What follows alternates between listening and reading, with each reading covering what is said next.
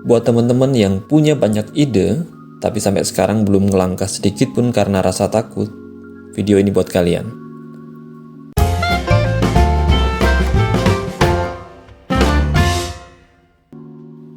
Hai, saya Priwibowo dan di video kali ini saya bakal nge-share gimana akhirnya saya bisa nekat bikin video pertama dan nggak peduli seberapa buruk hasilnya. Memulai channel YouTube ini adalah salah satu ketakutan saya untuk mencoba hal baru.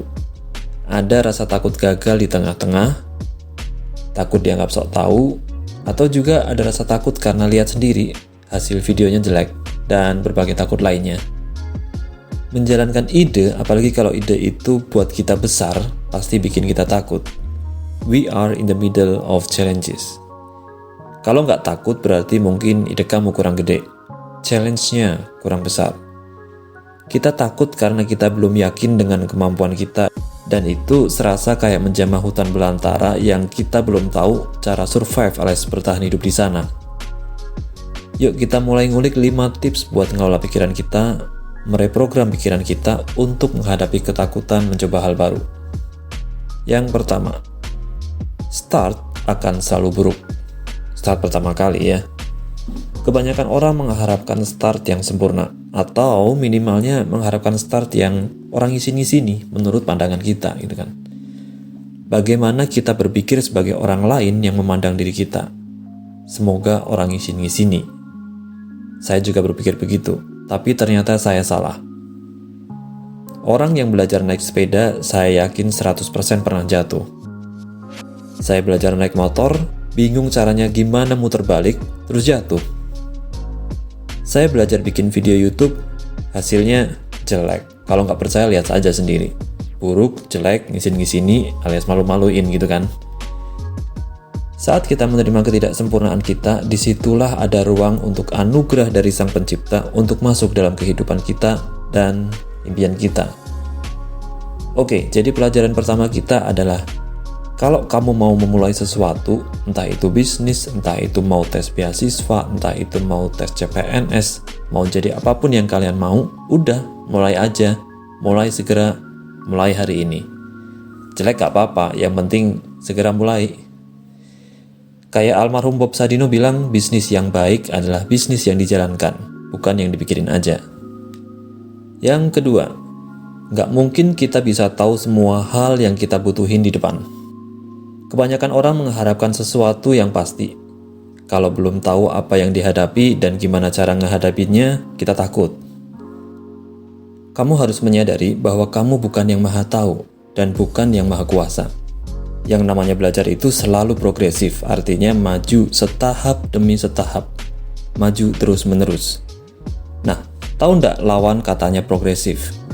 Lawan katanya adalah konservatif alias bersikap mempertahankan keadaan, kebiasaan, dan tradisi yang berlaku alias kolot. Kalau kamu hanya memikirkan hal-hal yang ingin kamu capai tapi tidak pernah melangkah maju, itu artinya kamu konservatif, kolot. Kamu mau mempertahankan keadaan saat ini. Tapi kalau kamu sudah mulai maju, kamu juga harus menyadari bahwa belajar itu setahap demi setahap. Gak mungkin kamu bisa tahu semua hal yang kamu harapin dalam sekali waktu. John Maxwell mengatakan, "The greatest gap in the world is the gap between knowing and doing." Jarak terjauh dalam dunia adalah jarak antara pengetahuan dan perbuatan. Ketika kamu mulai masuk dalam perbuatan, kamu baru akan belajar bahwa ada beragam cara agar pengetahuan-pengetahuan yang sebelumnya kamu miliki itu bisa diaplikasikan ke kehidupan nyata. Dan disitulah kamu akan secara progresif belajar banyak hal. Yang ketiga, siap-siap disalah ngertiin sama teman, tetangga, bahkan keluarga terdekat.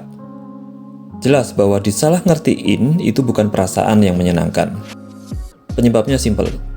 Kalian ngelakuin hal yang gak pernah dilakuin sebelumnya. Dan kalian ngelakuin hal yang belum pernah mereka jamah sebelumnya. Ketika kamu mencoba melakukan sesuatu yang tidak pernah kamu lakukan sebelumnya dan yang tidak pernah dilakukan temanmu sebelumnya, kamu sedang melakukan hal yang kontroversial. Dan itu berlaku untuk apapun di kehidupan kamu. Misalnya nih, kamu mau mengubah penampilan, bener kan? Nah, terus gimana kita menghadapi kondisi disalah ngertiin ini? Yang pertama, kamu harus menyadari bahwa disalah mengerti adalah bagian dari proses mendapatkan hal yang kamu inginkan.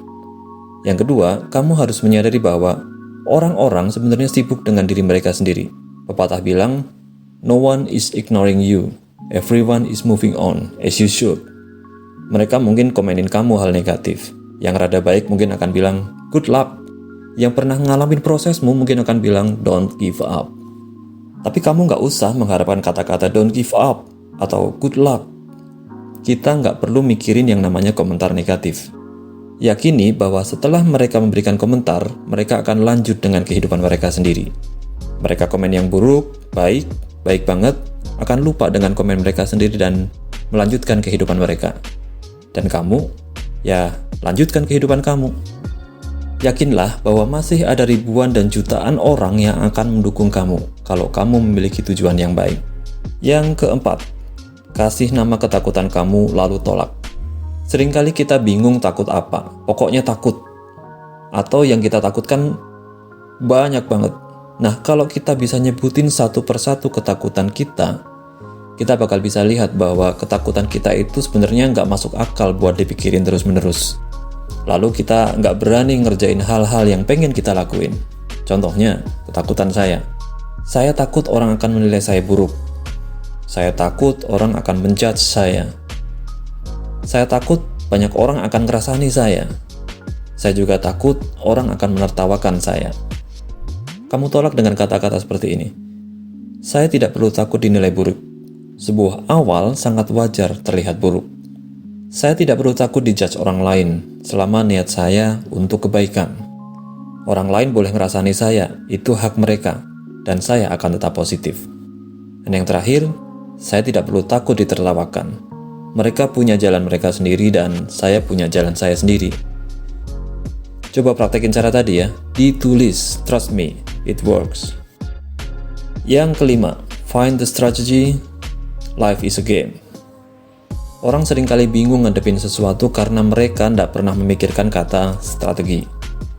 Jim Rohn bilang, "Success is 20% skills and 80% strategy.